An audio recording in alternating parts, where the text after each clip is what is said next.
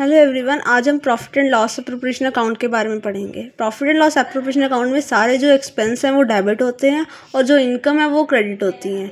ठीक है, तो इसमें हम इसका स्पेसिमेन देखेंगे profit and loss appropriation account का। सबसे पहले जो नेट प्रॉफिट अर्न होता है प्रॉफिट एंड लॉस अकाउंट से हम उसमें वो ऐड करेंगे। उसके बाद हम इंटरेस्ट ऑन ड्राइंग वो हम क्रेडिट साइड में लिखेंगे।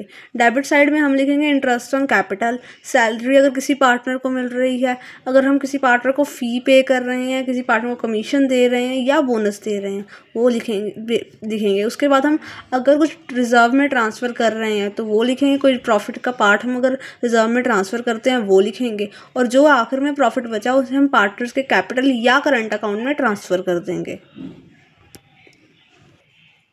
अब हम इसकी एक एग्जांपल करेंगे। ए और बी दो पार्टनर्स हैं। ए की कैपिटल है 20,000, बी की कैपिटल है 15,000। Interest on capital 6% per annum के हिसाब से है। बी को सैलरी मिलती है 500 पर मंथ।